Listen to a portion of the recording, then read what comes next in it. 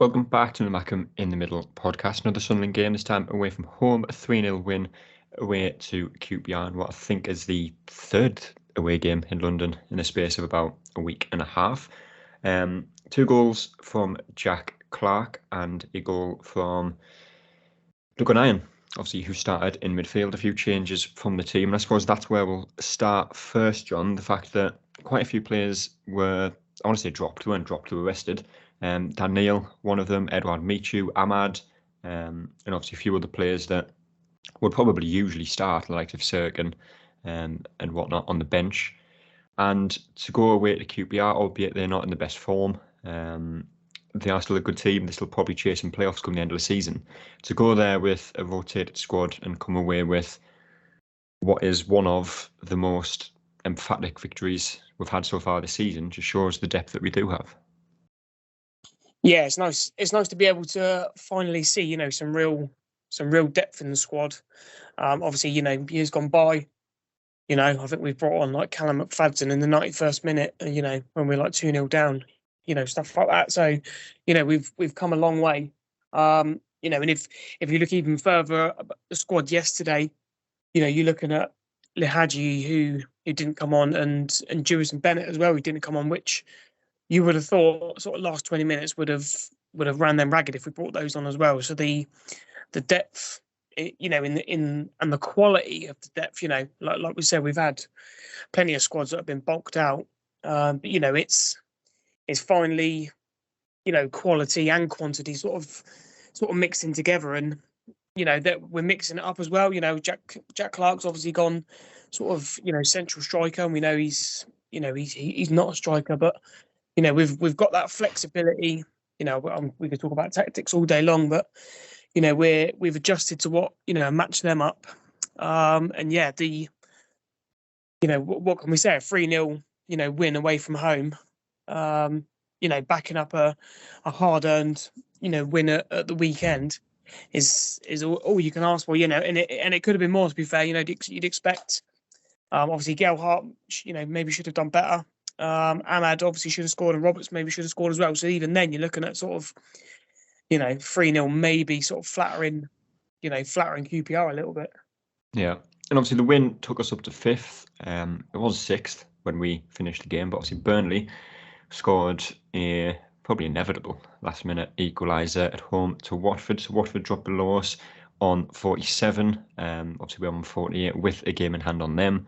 Luton have a game in hand above us, and then we are level on games with Borough, who I think play Sheffield United today. So if all goes probably as expected in that game, we'd have a game in hand on Middlesbrough with 3 points difference. And like I said to Michael, I think after the last game, which was obviously the Reading game, people still write off the league position at the moment. And again, like I said, at that Reading podcast, I have recently as well. But we are 31 games into the season and we're 5th. There's not that long left to go.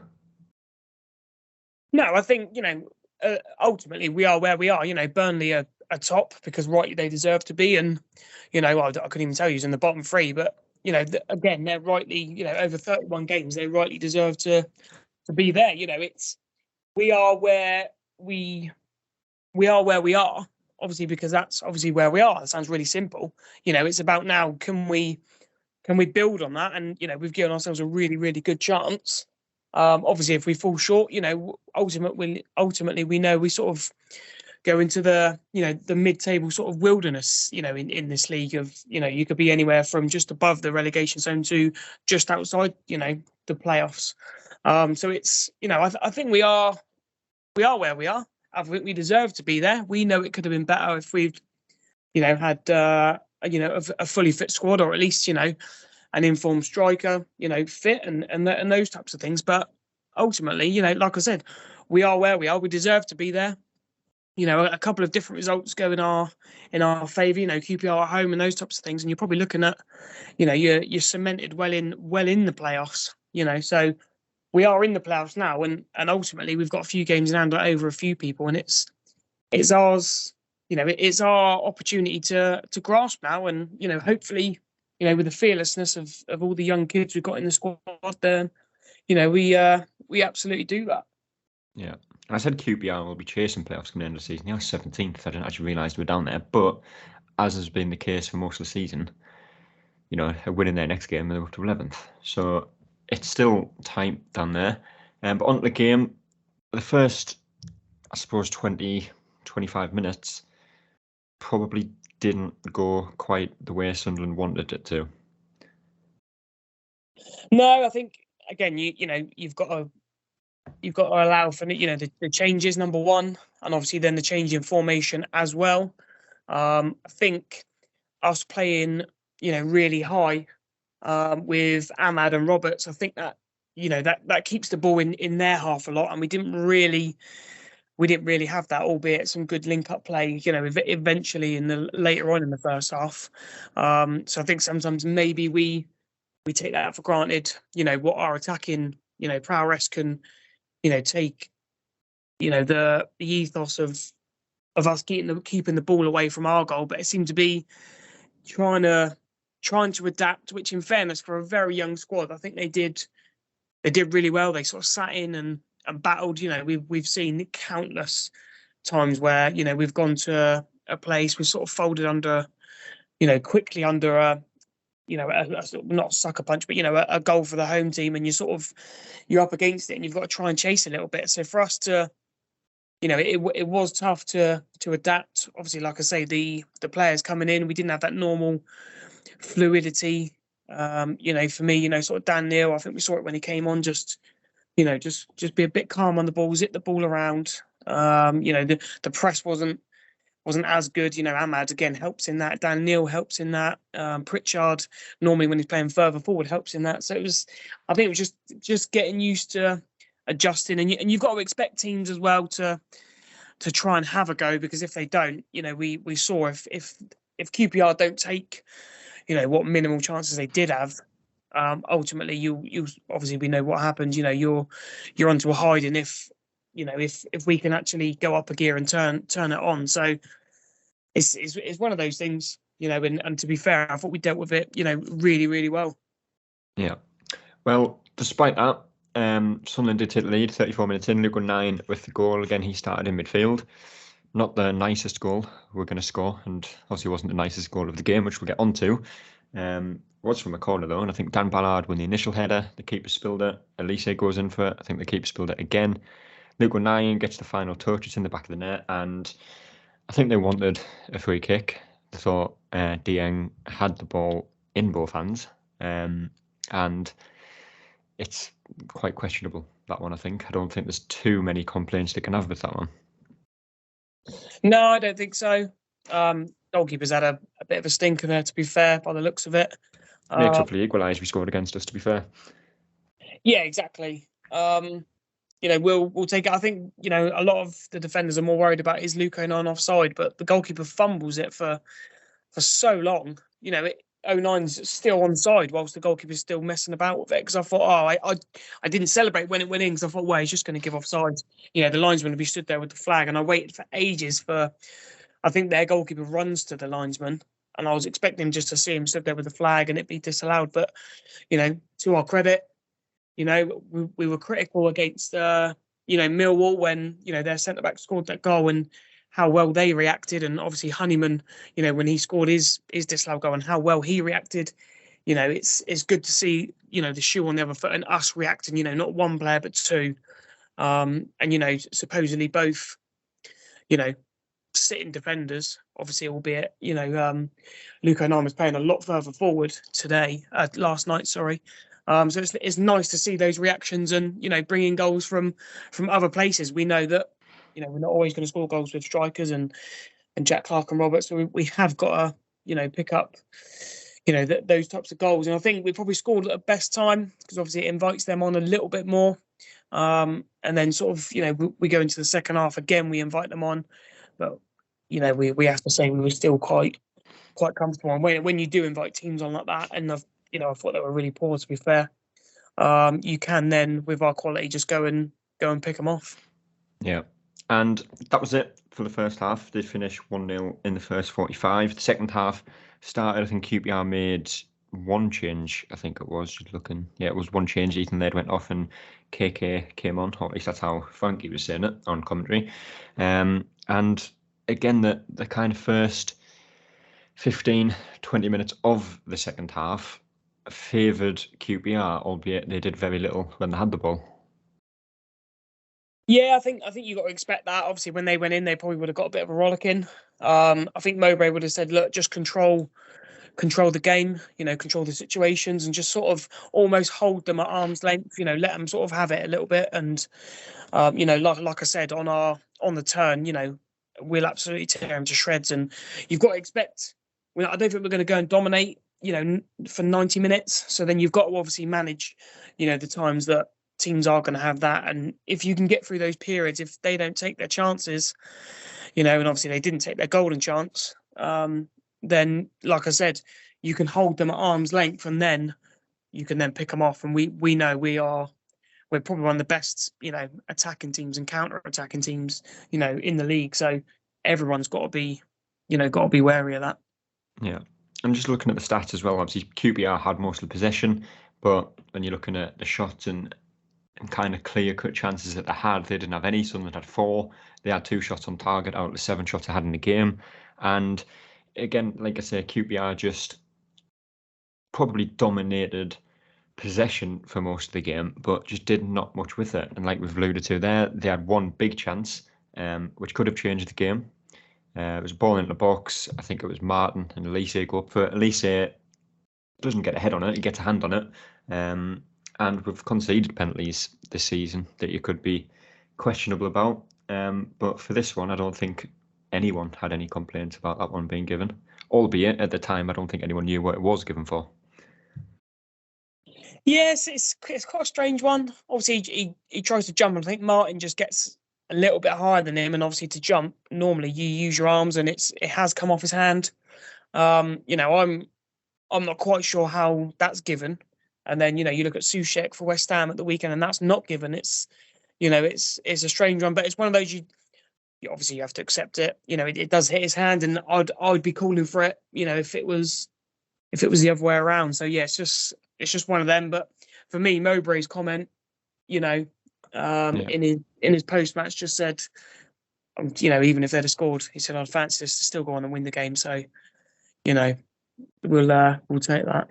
Yeah, and it wasn't the only thing he said about it, because he also said that as soon as the penalty was given, he didn't think it was going to be 1-1 or anything like that. He had confidence in Patterson making the save from the penalty, and that's what he did. I think it was Chair took it, goes straight down the middle. Patterson obviously dives to his left, but gets a boot on it, clears it away, and that, albeit the second goal, is ultimately what killed the game. But that penalty save, 1-0 up, QPR's first real chance of the game, to make that save has such an impact on the game, because QPR's, their heads go down. Yeah, massive impact. Moments do change games. We've seen that many a time. But yeah, you'd fancy Patterson, and like Mowbray said, and you said, he fancied him to save that. And I've seen even a few people saying, well, just sort of hit him, and it's still a save at the end of the day. That's what he's there for, to get his body there. I think it reminded me a little bit of the David Seaman one, when it's sort of just, someone's just blasted it and it's hit him. But moments, change games. And like you said, it put their heads down. I've seen the reactions of the away fans, and it's, as good as a goal. The celebration that then gives our players that lift. And, for all, there's been a few whispers, recently of, can he do better on a few things? He's only young. But last night, just add that to the amount of crosses that he claimed, because people think he's young and they can sort of bully him. I thought he was fantastic yesterday and commanded his area. And, ultimately it's one of those, he saves it, and that gives us that puts momentum, I think, like you say, in our favour, because they're, you would have thought then their heads drop and they're just thinking, for all we've tried, it's just not going to come off for us. And after that, it was, I can't remember them doing anything after that. I think it was, all Sunderland, regardless of what, possession stats say. And obviously after that, Sunderland made a few changes, made 4 changes to be precise. Cirkin came on for Lise, Ekwa for Gelhart, which was an interesting one. Daniel came on for Pritchard, Ahmad on for Abdullah Ban. 2 of them, the 2 latter ones, obviously combining in different passages of play to impact the game. Daniel with an assist, Ahmad with the assist, but it was Ahmad that assisted the second goal. I didn't actually realise it was him at the time, but looking there, it was him that got the assist. Ball into Jack Clark, who at the time looked to have horribly miscontrolled it.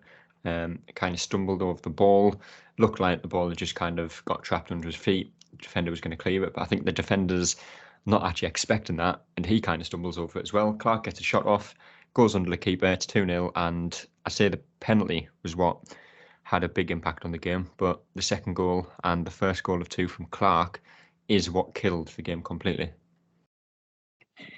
Yeah, it's one of those, you'd put your money on Jack Clark, as soon as you see him, you're thinking, right, just go at your defender. You've got the ability, if he goes 1v1 at his defender, sort of 10 times, I'd say sort of eight of those times he's going to get round him, and God knows what the defender's doing. I think there was a similar one in our box. I think where someone's passed it off and the guy's about to come in and shoot, and Trey Hume just knows to slide in, nick the ball away. Excellent defending for a young lad. And you're talking about sort of championship experienced centre backs. I can't remember the other guy's name, but I think it was Jimmy Dunn's the other one. And just seemed to sort of come in and not really do anything really, sort of like I say, almost stumble, and the ball sort of rolls in. I don't know if the goalkeeper sees it a bit late, but he's got to be expecting the shot to that area, and it just seems to roll in. But we'll take it. And obviously there's a big shout out as well. I think it was Cirkin whose desire to win the ball, and he gets absolutely poleaxed once again. Second week running. I think I said it at the time as well. It was obviously the advantage played for that one, but if Cirkin rolls around the floor there, you have a few Southern players around the referee, that could have easily been a red card. Oh, easily. I think, was it Dazelle? I think he was lucky to stay on the pitch. I think I saw 3 times he should have been booked, and it wasn't until right just before he was substituted that he got booked. And teams, limited ability teams are going to do that to us. We've got to accept that. But they're sort of fouling, and we're sort of 2 passes ahead. Cirkin wins it, plays the ball. Ahmad's already put it into Jack Clark before Cirkin gets smashed into. So we've already done. We've already done the damage. So we've got to be wary of those types of things. And Ryder, I know a few players got sort of smashed, and those types of things. But the quick football and the quick feet and the sort of fearlessness of this team. If when we get going, teams are in trouble. And like you say, the second goal, add that to the penalty save, and we're you could tell. I think the boos are ringing out there, and obviously you could only just about hear them because obviously our end was going wild. Yeah, and 2-0, the game was done. QPR kind of never did anything after that, albeit they never really did anything after the penalty miss either. But a 3-0, which is obviously what the game finished, that is when everything kind of come together, and it made the night a perfect one for Sunderland, and it was the best goal of the night as well. And it's the type of goal that Sunderland have scored quite a lot this season. And again, it's a lot easier when a team's chasing the game because they do leave them pockets of space for the likes of Robert and Dan Neil or whoever else is on the pitch at the time to kind of make use of. And it was actually Ekwa and Dan Neil who combined for the third goal. The ball comes in at Neil. I think he plays into Ekwa, he gets it back, a ball into Jack Clark, and it's a very good finish from Clark. Yeah, another, excellent move. I think it's Dan who does the podcast with us, is, keeps just adding to these goals, that we just keep scoring, silky football, just one touch in and around. And, Dan Neil makes the run. And, the guy who's supposed to be tracking Dan Neil's already got his hand up, even though he's literally run from behind him. He's got his hand up to try and say he's offside. But the movement again and the desire, is just unmatched, by teams, that we come up against. Just, Ekwa, where have we found him from? Just hasn't played any senior football at all by all accounts. And, he's he's out on the wing, holding the ball up, playing one-touch football. With Dan Neil, Jack Clark in the middle. I think just before, if you see him just out of shot, he gets smashed into by the defender, manages to get himself up, and again his movement takes two players out of the game. And even though it looks a really hard finish for him, he'd probably say it was a very simple finish, and it's just another one to add to the amazing football that we're playing, especially away from home. And thank God we are at that level, because we've seen some turgid football in recent years. So it's really, really refreshing to see these types of goals being scored regularly, not just we've done it once, we've done it twice. I'm sure we're into double figures now of just really pleasing on the eye goals. Yeah. Well, like I said, finished 3-0, and that takes us up to 48 points and still a game in hand on some of one team in the playoffs. It's still very tight, obviously. 3 points separating 9th and 5th at the moment. So, a win in the next game, and you could be third, a defeat, and you can, be back down in the mid-table. But I suppose the one thing that you can probably say at this point in the season, which hopefully does not come back to bite you, is you can probably stop looking over the back of your shoulder. You're looking at the bottom three at the moment, which obviously Wigan, which probably comes as no surprise to anyone, Huddersfield and Blackpool, who are all on less than 30 points, albeit have all played one game less than Sunderland.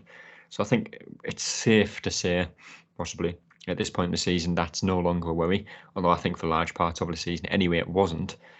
There's still, you look at some of the fixtures we've still got Sheffield United to play, we've still got Burnley to play, I think. Also, we've played Middlesbrough twice, Luton, I think we've still got to play, Watford, we've still got to play. The teams around us, we still have to play. If you win them games, anything can happen. And, not to get too far ahead of yourself, but, the gap between us and second is 13 points. Granted, Sheffield United have that game at hand today at the time of recording against Middlesbrough, which might have already kicked off actually by now. I'm not entirely sure what time it starts. But, you're with them to play. If you win that game, it's a 10-point gap with, I think, 13 games left at that point. A lot can change between now and the end of the season, but if anything, it doesn't come of this season, we finish mid-table, we finish, wherever, or we finish in the playoffs and we don't get through it, there will be a lot to take from this season going into the next one.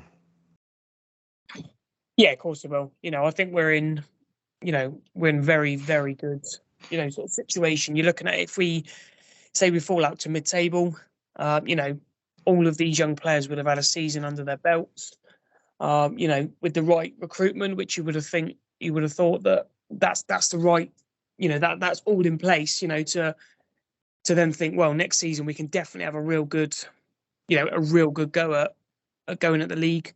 I don't see any reason why we shouldn't be aiming for the playoffs. I know it's taken one game at a time by Mowbray, but for me, I think if you're in and around it and you're playing as well as you are, and the players are in form, there's no reason why you can't, you can't stay in there. We've got games coming up who, you'd expect to win the majority, I think, in the next sort of 4. And then I think after that, then, like you say, we've got the games around us. But I think every single team we've got around us there's probably a bit of a chip on our shoulder, for us. Obviously we owe Norwich, they didn't play very well. We battered them. We lose 1-0. Obviously the Burnley game, we know what happened there. Obviously 2-0 up, 4-2, so we maybe owe them one. Sheffield United, again, even with 10 men, we were probably the better team, just unlucky to lose. So those are the types of incentives you can say to these young players: go out and prove it. And, if you do pick up those, pick up even a draw at those types of games and keeps you in the mix, I don't see any reason why we shouldn't be aiming for the playoffs. But we know from where we've come from, I'd probably, realistically, I'd snap your hand maybe off at anything in the top 10, but we should definitely be aiming for the playoffs, especially the way we're playing. Yeah, 3 of the best. We'll get through as quick as we can. Your top 3. First one, I'd probably have to go for Luke O'Nien, much to the annoyance of some people. Again, another position. I'd probably give it It's a more. position that people completely wrote off from this season as well, and I think he's only played there once this season, at least from the start. And like I'm pretty sure you were about to say, he actually had a very good game in midfield. Yeah, very very good game. We know he's not. He's not always going to know positionally where to be. I've seen that criticism, but for me, it was the all action midfielder that we probably needed in there. We want Pritchard on the ball, and we want someone else to go around doing the dirty work and getting in the right position to score and rallying people and when their penalty is due to be taken, he's down the floor with cramp. Now we know Yeah. he's one of the fittest blokes in the squad. He is not going down with cramp, but I think that's one of the things as well. I mean, you forget that we signed him as what I think was a 22-year-old midfielder from League Two at the time, and he's been here, I think, 5 years now. He is one of the most experienced players in the team, and there were so many times throughout the game that he bought a foul that realistically probably wasn't a foul, but he has that experience to win it, and it's not cheating because there's contact, and it probably is a foul. But the likes of Edouard Michu, there's so many times he's been under pressure, had the same kind of contact on him from an opposition player, but hasn't gone down. The referee won't give it because if players don't go down nowadays, they don't get the free kick. And Luke O'Nien does that, and he does it well. Yeah, he does. Yeah, like you say, he's a very, very experienced professional. Albeit he'd say, he's always learning because he's always in a new position. I think he's just one of those, the manager's not favourite player, but he's always impressed to have someone who just, I'm sure he'd do a stint up front. I think he did say to Tony Mowbray that he could do a shift up front, and I'm sure he could to be just, a pain in the arse and hold the ball up. And he's added a goal to his game yesterday, which right position. I didn't see the strikers in that position, if you know what I mean. So for me yesterday, it was just an all round, I'd say solid. It wasn't always beautiful and all those types of things that we see from other players, but for me it was a real good all round, midfield performance. Yeah, and the other two. I've won. Obviously, we've got to go with Patterson. With Wilson save. It's fantastic. But for me, a lot of the time coming and collecting the crosses, which people say doesn't command his area. But I thought last night was, it was fantastic. I think he even dropped one, but managed to reclaim it. He's still young. He's still learning. By all accounts, he's the England recognition is coming as well. So to put on a performance after that sort of news would have broken, like I said, just being a young kid still, I thought he was excellent last night. And the third one, I'll probably sneak in I'll go with Jack Clark actually. He's had a few pelters. I personally don't think he's been at his level for a few weeks. He scored some good goals against Fulham. But to be fair, he's only a kid, but he's still, I think the Middlesbrough game summed it up, the first one, and he had a stinker to be fair, but still called for the ball, still wanted the ball, and for me, there's been seasons gone by where we've had players, sort of positively hiding, just who don't want the ball, but for him, just to keep going, constantly demanding the ball, and he doesn't always get the help on his side because obviously Ahmad and Roberts are the other side. But for last night, I was pleased with him to get his 2 goals again, playing out of position, and it's ultimately it goes back to hard work and desire, and you'll get your reward. So I'll give it to him. Special mention out to Trey Hume. Though I thought again was excellent. Yeah, he's been very good since he signed really, and obviously had a couple of games in League One, didn't get too much game time, but I always thought he impressed in the games that he did play. But Saturday is the next game, this time at home, 3 o'clock kickoff, if I'm not mistaken. Bristol City, we beat them away from home. Was that the first away game of the season? Yeah, it was, yeah. It was, 3-2. Yeah.